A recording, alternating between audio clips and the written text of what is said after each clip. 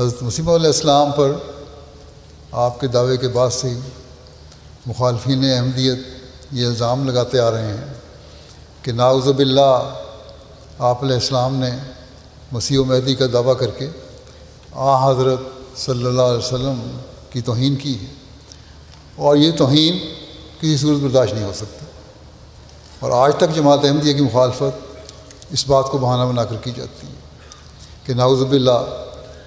آپ علیہ السلام حضرت صلی اللہ علیہ وسلم کی توہین اور ہتک کرنے والے ہیں۔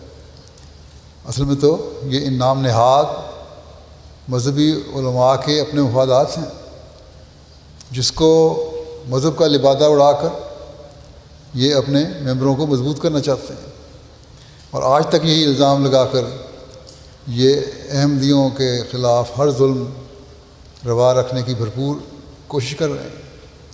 تاکہ ان کو ذاتی اور سیاسی مفادات ملیں۔ نہ یہ آپ علیہ السلام کی باتوں پر غور کرنا چاہتے ہیں، اور نہ ہی آپ کے اقوال و تحریرات پر غور کر کے اصل حقیقت کو جاننا چاہتے ہیں، کیونکہ اس سے ان کے ذاتی مفادات میں تاثر ہوتے ہیں، اور اپنے ممبر اور عام الناس میں اپنی حیثیت کا فائدہ اٹھا کر انہوں نے لوگوں کے ذہنوں کو بھی زہر آلود کر دیا۔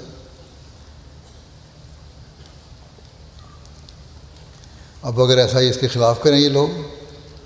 تو ان کے مقاصد پورے نہیں ہوتے، ان کے ذاتی مفادات حاصل کرنے کی آرزو پوری نہیں ہوتی۔ عوام الناس اپنی کم علمی اور ان علماء پر اعتماد کرتے ہوئے اس بات کو سچ سمجھتے ہیں کہ نعوذ باللہ حضرت مرزا غلام احمد قادیانی علیہ السلام حضرت صلی اللہ علیہ وسلم کی توہین کے مرتکب ہوئے ہیں،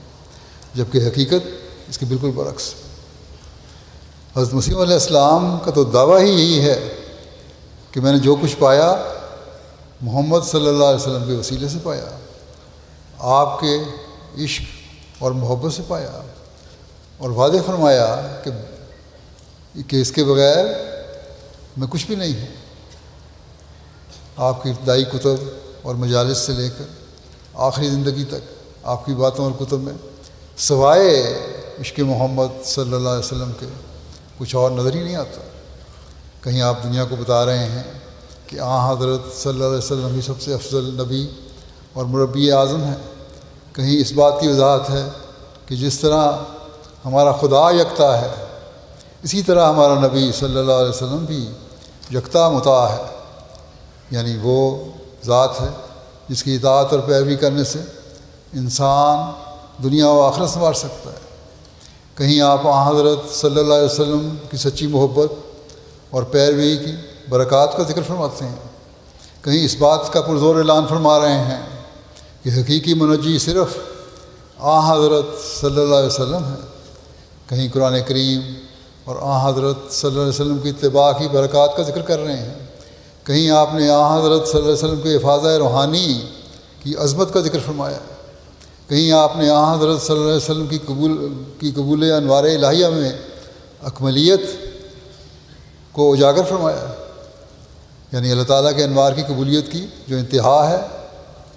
یا وہ کامل ہو سکتے ہیں تو وہ صرف اور صرف